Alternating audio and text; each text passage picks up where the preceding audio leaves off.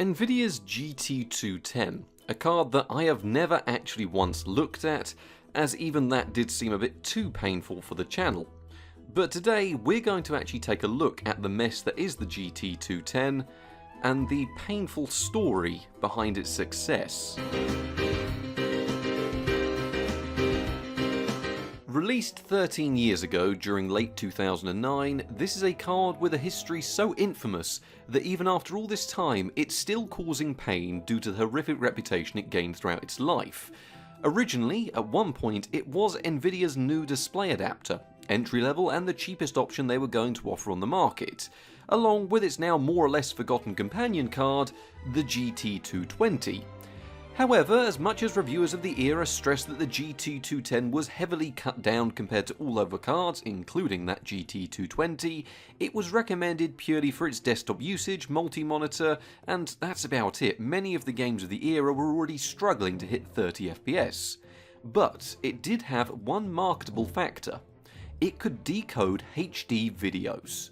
And of course, just over 10 years ago, that was something that was quite important, and OEMs definitely saw it that way.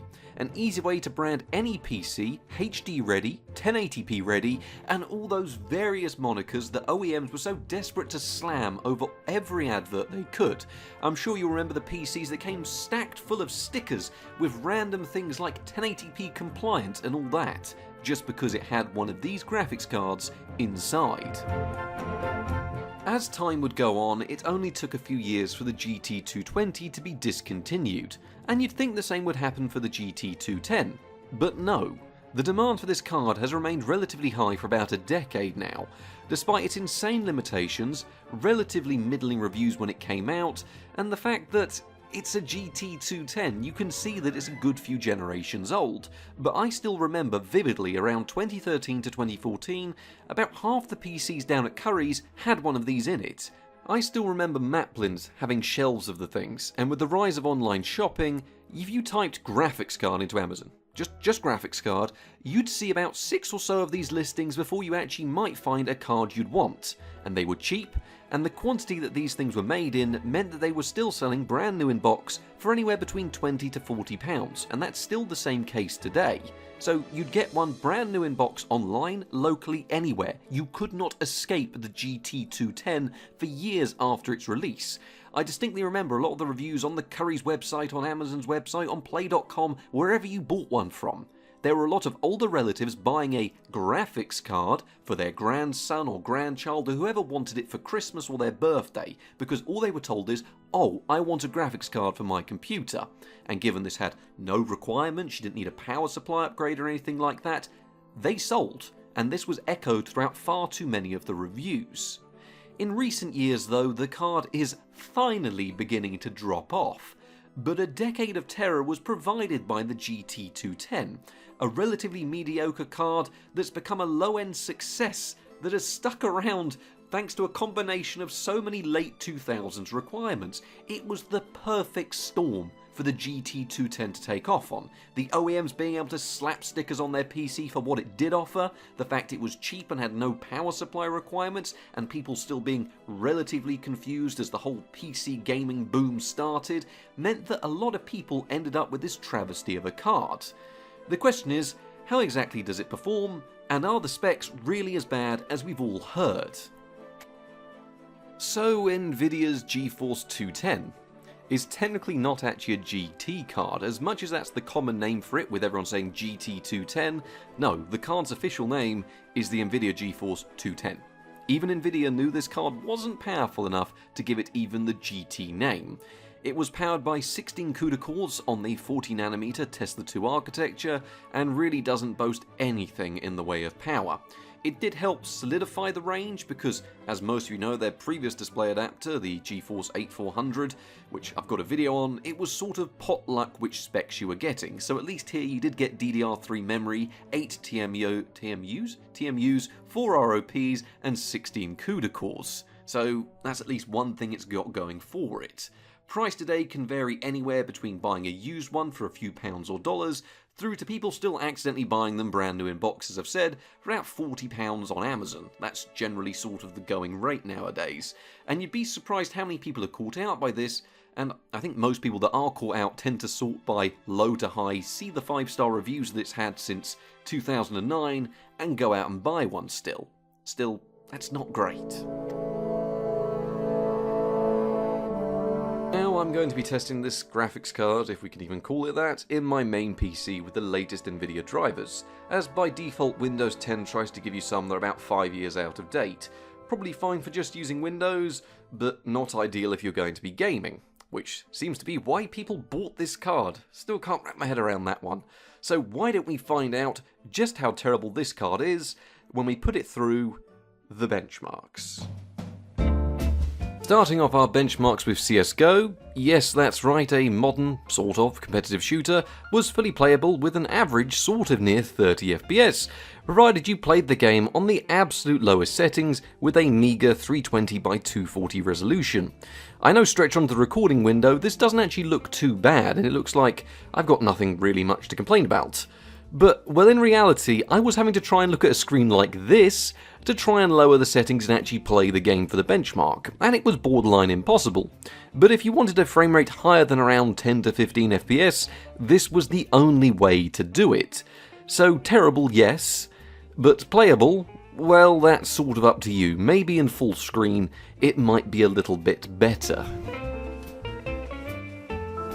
Following on from this, Skyrim was a weird one, as the game is oddly scalable. I mean, I remember trying to get this running on an old Radiant X800 from 2004-2005-ish, but here, on a relatively more modern graphics card, with the absolute minimal settings and a measly resolution around 400p or something in that region, it was surprisingly quite playable. I mean, don't get me wrong, on the view distance it was about 2 meters ahead of you, with most things in dungeons and caves sort of having to blur into the distance in front of you, but it was quite enjoyable. This was until I ran into some odd GT210 specific bugs. I have no idea why this was happening, but my character wanted to do the electric slide backwards half the time, and some funky looking jazz hands when I went to attack. All in all, it wasn't too bad, the colour would vanish from the sky and things were a bit strange, but we were getting over 30 FPS, and it was sort of playable by that metric. Now another surprise was Gary's mod. See, the weird thing is with the GT210 is I remember having a fairly mediocre PC when this type of thing was being released, so I had to do this type of thing to get things running. I mean, I used to run this on a Toshiba Tecra A3. We're talking a Pentium M and Mobility Radeon X300. That's the type of things I was tweaking these games to run on back then, so it's no surprise that when we saw ourselves messing about in the world of Half-Life 2, we saw ourselves seeing 40 to 60 FPS depending on what was going on. Want to watch a train smash into a load of voxels?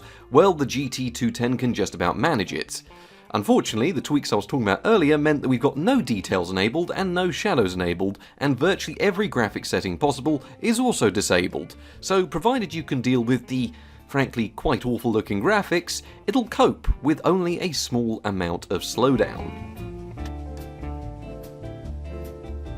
Now here is the only bit of good gameplay that I'd say we had on the GT210, and it's 2005's Fable the Lost Chapters.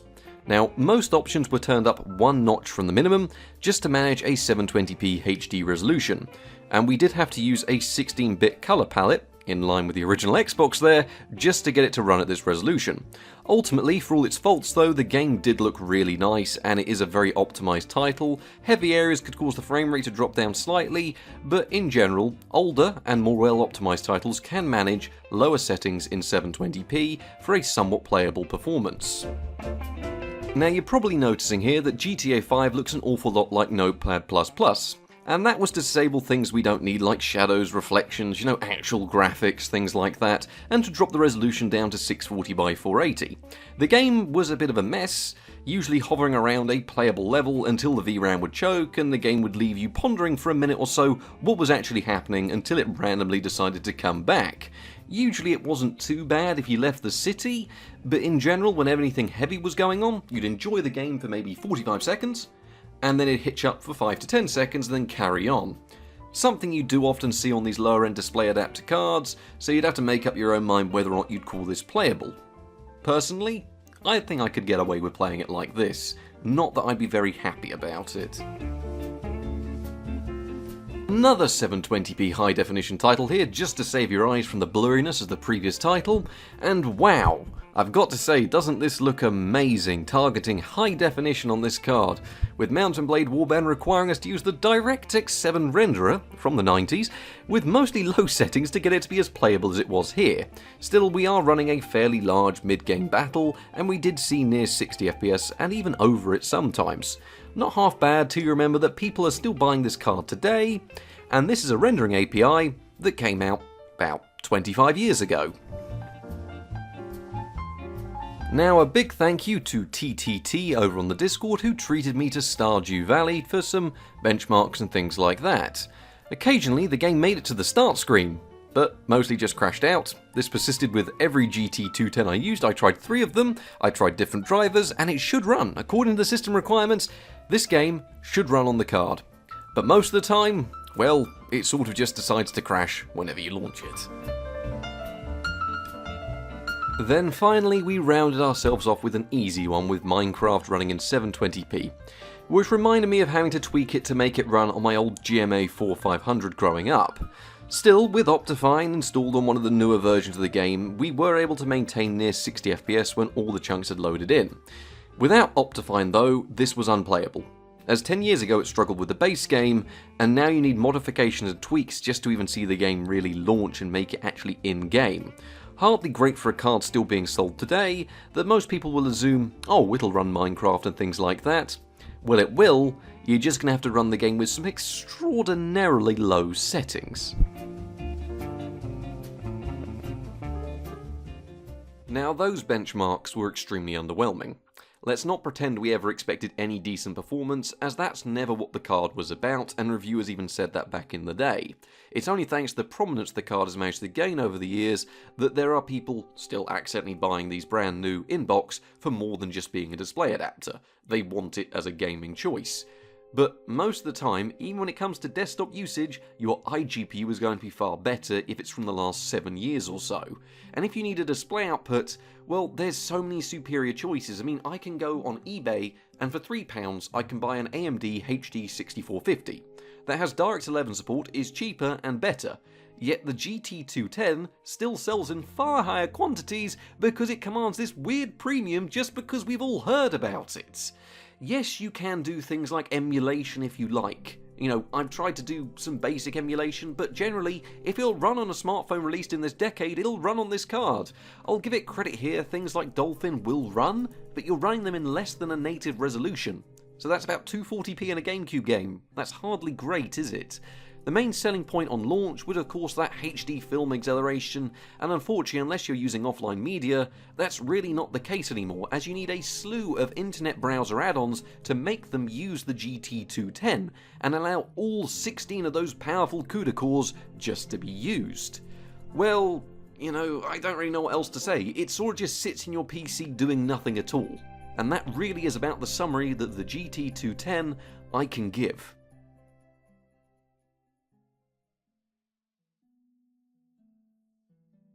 So there we have it, the GT210 story. What started off as 2 low-end display adapter releases became an infamously cheap go-to card well on after it had become useless.